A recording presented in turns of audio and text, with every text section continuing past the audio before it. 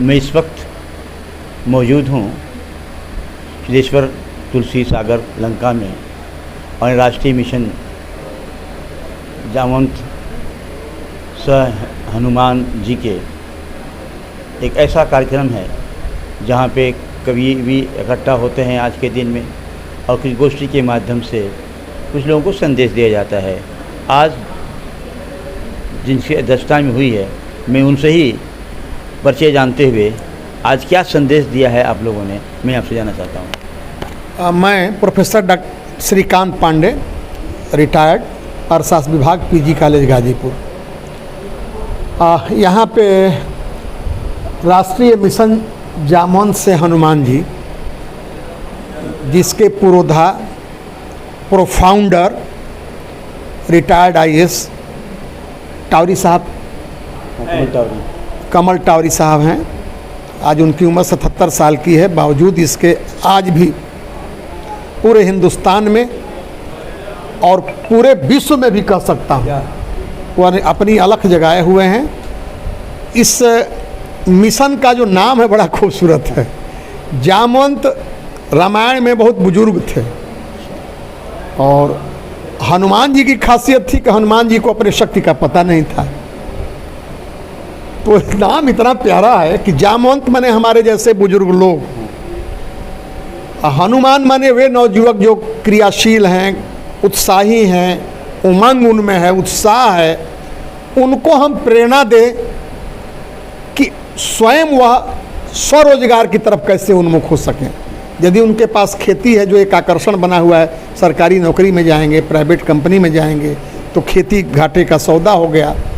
सच ये है कि काश कि उनको ये बोध हो कि हमारे पास जो भी भूखंड है, आज के दिन में ऑर्गेनिक खेती का दौर चल पड़ा है। और चल ही नहीं पड़ा बल्कि एक तरह से प्रधानमंत्री जी तो इसको मिशन के रूप में लिए हुए हैं। अब मोटा अनाज को क्या कहा जाने लगा है, श्री अन्न के नाम से जाने जाना लगा है। जो हम लोग बचपन में खाया करते थे, जौ की रोटी खाते थे, वही मिलता ही था। मक्का, मकई, ये सब कुछ हम लोग से छूट गया। सावा टांगुन। आज के दिन में हम लोग गेहूँ खाते हैं, चावल खाते हैं, वो भी ऑर्गेनिक नहीं होता, इनऑर्गेनिक होता है। यहाँ तक कि लौकी जो हम खरीदते हैं, रात में एक सुई दे करके उसको बड़ा कर दिया जाता है। यहाँ तक कि जितनी सब्जियाँ बाज़ार में बिक रही हैं वो सब सब्जियाँ पोल्यूटेड है, प्रदूषित है, जिसको खा एक तरह से हम जहर खा रहे हैं और हमारी लॉन्गेटिविटी, जीवन प्रत्याशा धीरे धीरे कम होती जा रही है। तो इस दिशा में इस मिशन का एक इतना पुनीत योगदान है कि कहा नहीं जा सकता है। लोग गांव-गांव में, विभिन्न गांवों में उस गांव के कैसी उसकी मिट्टी है, कैसे वहाँ अन्य संसाधन हैं और उस संसाधन में किस तरह के आप फल पैदा करके, ऑर्गेनिक फल पैदा करके अच्छा खासा आप कमाई कर सकते हैं। इस दिशा में ये मिशन जो है लगा हुआ है। अभी मैं सूर्य कुमार जी अपना विवरण दे रहे थे कि हम लोगों ने क्या किया है, वह मैं सुना हूँ तो एक बड़ी खुशी हुई हमको कि इस मिशन का सर्वोत्तम कार्य यदि कोई कर रहा है तो गाजीपुर जनपद कर रहा है सूर्य कुमार सिंह जी के नेतृत्व में।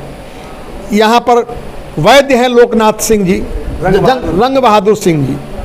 रंग बहादुर सिंह जी तो इस आयुष का उसको ऑर्गेनिक आयुर्वेदिक खेती लगभग 2001 से वो कर रहे हैं और कितने ही असाध्य रोग को वो अपने गांव में बैठे बैठे हल कर रहे हैं। जो लोग बड़े बड़े अस्पतालों में जाते हैं, इंस्टीट्यूट में जाते हैं, वहाँ से निराश होकर लौटने वाले लोगों का ये अपने ऑर्गेनिक आयुर्वेदिक सिद्ध औषधियों से लोगों का कल्याण कर रहे हैं।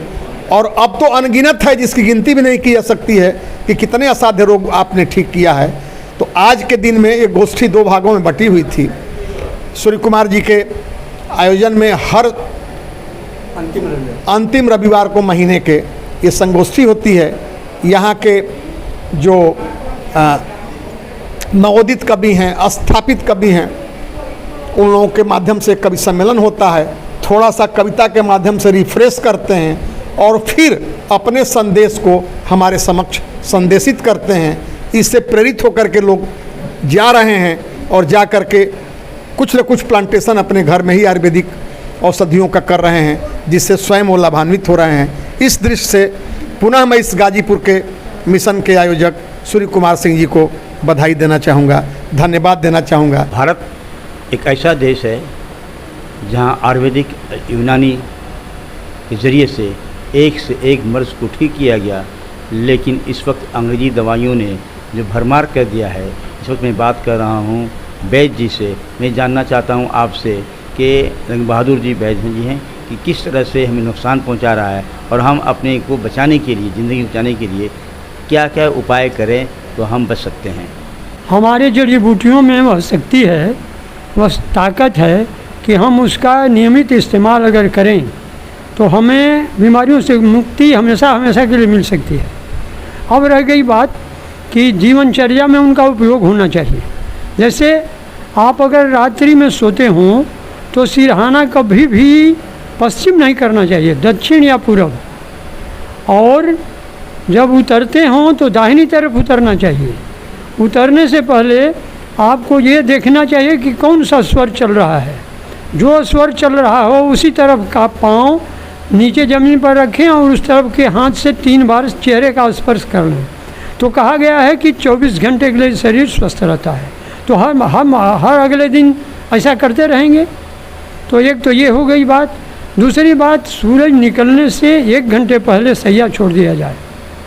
हमारे यहाँ जब सूर्योदय होता है, सूर्योदय उसके पौन घंटे पहले, 1 घंटे पहले जापान में सूरज निकलते हैं। अगर उस समय आप सैया का परित्याग कर दें तो आपको स्वतः ही बीमारी से मुक्ति होने लगती है। सूरज आशीर्वाद देते हैं स्वस्थ रहने का। अब हम वनस्पतियों की चर्चा थोड़ी सी करेंगे।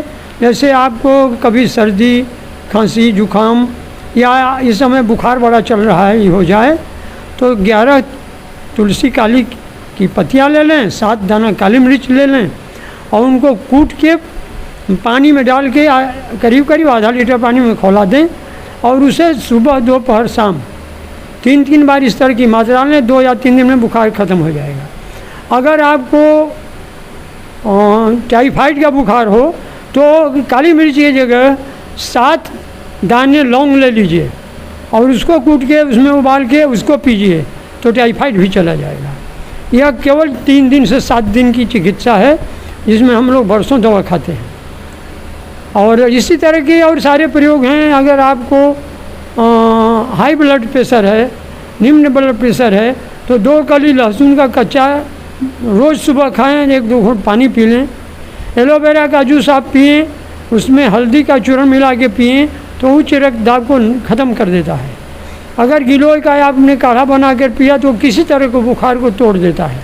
इस तरह से कई औषधियाँ हैं। अश्वगंधा है, शतावरी है, सफ़ेद मूसली है, वह आपके वीर्य संबंधी सारे रोगों को नष्ट कर देता है। महिलाओं में श्वेत प्रदर, रक्त प्रदर की बीमारियों का भी अचूक दवा है। तो हम इन तरह के अगर पौधों का इस्तेमाल करें तो गंभीर बीमारियों के आने की संभावना ही ख़त्म हो जाती है और हम धीरे धीरे स्वस्थ होते जाते हैं। हमारा देश जड़ी बूटियों का देश है।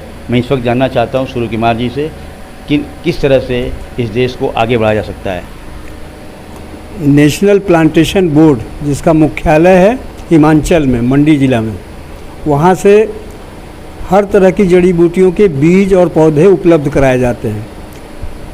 दुर्भाग्य था उत्तर प्रदेश का कि अभी तक वहाँ से कुछ नहीं था। मिशन गिलोय के बाद हम लोगों का संबद्धता हुआ और तब से हर साल कम से कम 1 लाख रुपए के बीज और 1 लाख रुपए के पौध हर साल फ्री वितरण के लिए पूर्वांचल में, खास करके गाजीपुर में, प्रदेश का पहला जिला है जहाँ मिल रहा है। अभी फ़िलहाल 2000 चंदन के पौधे आ रहे हैं और 1 लाख का बीज आ रहा है। इसी के साथ साथ पंजाब हरियाणा के तर्ज पे आयुष प्लांटेशन के लिए 1.25 करोड़ का प्रोजेक्ट हर ज़िले के लिए उधर चल रहा है। 250 से 500 करोड़ पंजाब हरियाणा ले रहा है। हम लोगों को नहीं मिल रहा था, हम लोग जल्दी ही उसको शुरू करा रहे हैं और इलाहाबाद से गोरखपुर तक 30 जिलों का आयुष कॉरिडोर बनवा रहे हैं। इसी के साथ साथ चूँकि हम लोग काफ़ी पीछे चले गए हैं बेनिफिट के बारे में, तो माननीय योगी जी के सौजन्य से विशेष क्लस्टर पैकेज कि पूर्वांचल को एक क्लस्टर बना के किसानों को ज़्यादा से ज़्यादा अनुदान दिया जाए, ज़्यादा से ज़्यादा प्रशिक्षण दिया जाए, ज़्यादा से ज़्यादा बीज पौधे उपलब्ध कराए जाएँ। और इस समय विश्व बाज़ार में आयुष की बहुत ज़बरदस्त मांग है। उनको मीट किया जाए और डॉलर बरसे, तब पूर्वांचल की आर्थिक स्थिति सुधरेगी। धन्यवाद।